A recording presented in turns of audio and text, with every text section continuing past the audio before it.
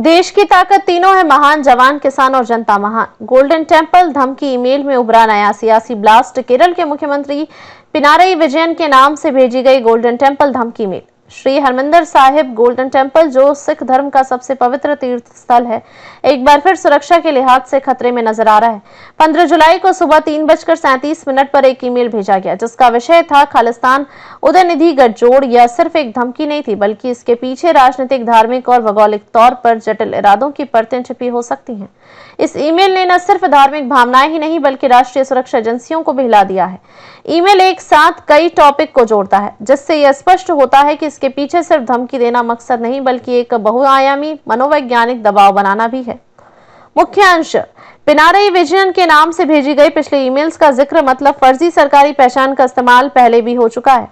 4 RDX आधारित ID Shri Harmandir Sahib में होने की आशंका जताई गई। सावधान किया गया कि ये आईडी स्वतः विस्फोटक हो सकते हैं यदि गर्मी या ऑक्सीकरण हुआ। SGPC और सरकार से अनुरोध, पाइपों और ढांचे की एक्सरे जांच करवाई जाए। ईमेल के अंत में तमिलनाडु सरकार, विशेषकर DMK शासन 2021 से जुड़े रैकेट का संदर्भ, जिससे राजनीतिक एंगल भी उभरता है। अमृतसर से कांग्रेस सांसद गुरजीत सिंह औजला ने गृह मंत्री अमित शाह को पत्र लिखकर इस खतरे को बेहद गंभीर बताया है। उन्होंने यह 5वां मामला बताया जब गोल्डन टेम्पल को उड़ने की पुख्ता धमकी दी गई। औजला की मुख्य मांगे: स्थायी सुरक्षा समन्वय केंद्र की स्थापना, हाईटेक निगरानी व्यवस्था की तैनाती, बम निरोधक दस्ते और क्विक रिएक्शन टीम हर समय मौजूद रहे। श्री हरमंदिर साहिब को मिले राष्ट्रीय स्तर पर संरक्षित धार्मिक स्थल का दर्जा। औजला ने जोड़े अन्य सुरक्षा पहलू: भारत पाक सीमा के पास स्थित अमृतसर बेहद संवेदनशील जोन, विदेशी श्रद्धालुओं की लगातार मौजूदगी, अमृतसर अंतर्राष्ट्रीय हवाई अड्डे की नजदीकी। शिरोमणि गुरुद्वारा प्रबंधक कमेटी SGPC के प्रधान एडवोकेट हरजिंदर सिंह धामी और सचिव प्रताप सिंह ने खुलकर नाराजगी जताई। SGPC के 5 तीखे बयान, 1984 जैसे जख्म फिर ताजा करने की कोशिश, दरबार साहिब को टारगेट करना सिखों की आस्था पर हमला है, संगत को डराकर कम करने की साजिश। क्या सरकार भी चाहती है कि श्रद्धालु कम आए?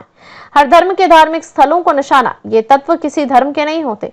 सरकार दोषी को तुरंत पकड़े, यहाँ आकर धमकी देना भी पाप है। धार्मिक एकता को तोड़ने की कोशिश। दरबार साहिब हर धर्म के लोगों का स्थल है, इसे सांप्रदायिक एजेंडे से अलग रखें। ईमेल के विषय में 2 नाम खास हैं: खालिस्तान यानी सिख अलगाववादी विचारधारा, उदयनिधि तमिलनाडु के नेता और DMK प्रमुख स्टालिन के बेटे, जिन्होंने हाल ही में सनातन धर्म को लेकर विवादास्पद बयान दिया था। इन दोनों नामों को जोड़कर एक गठजोड़ का जिक्र करना एक सोची समझी रणनीति भी हो सकती है। देश के उत्तर और दक्षिण में धार्मिक ध्रुवीकरण को हवा देना, एक नकली लेकिन सामूहिक दुश्मन की छवि बनाना, राजनीतिक एजेंडों को धार्मिक मुद्दों से जोड़ना। पिछले कुछ वर्षों में बार बार धार्मिक स्थलों पर इस तरह की धमकियां भेजी जाती रही हैं। यह हमला न सिर्फ मंदिर पर है, बल्कि समाज की धार्मिक सहिष्णुता, भावनात्मक विश्वास और सुरक्षा तंत्र की क्षमता पर भी है। अगर यह फर्जी मेल है तो भी साइबर आतंकी हमला माना जाएगा। अगर यह साजिश का हिस्सा है तो फिर यह एक बहुस्तरीय राष्ट्रीय सुरक्षा खतरा है। कई सवाल जनता और मीडिया के मन में उठ रहे हैं। क्या केंद्र सरकार अब भी इसे सिर्फ ईमेल की शरारत मानकर नजरअंदाज करेगी? SGPC और सांसद द्वारा लगातार चेतावनी के बावजूद कोई ठोस सुरक्षा बदलाव क्यों नहीं? क्या धार्मिक स्थलों को लेकर एक स्थायी राष्ट्रीय नीति नहीं बननी चाहिए? श्री हरमंदिर साहिब सिर्फ एक सिख धर्म का ही नहीं, भारतीय संस्कृति, आस्था और सहिष्णुता का प्रतीक है। ऐसे किसी भी स्थल को निशाना बनाए जाने की धमकी मात्र को मामूली साइबर क्राइम मानना घातक मूल साबित हो सकता है। अब वक्त आ गया है धार्मिक स्थलों की सुरक्षा को लेकर सामूहिक, राजनीतिक और राष्ट्रीय स्तर पर नीति और कार्रवाई हो। देखते रहिए स्वदेश स्पीक TV। लाइक, शेयर और सब्सक्राइब करना न भूलें। देश, लोकतंत्र और भविष्य की सबसे बड़ी खबरों के लिए।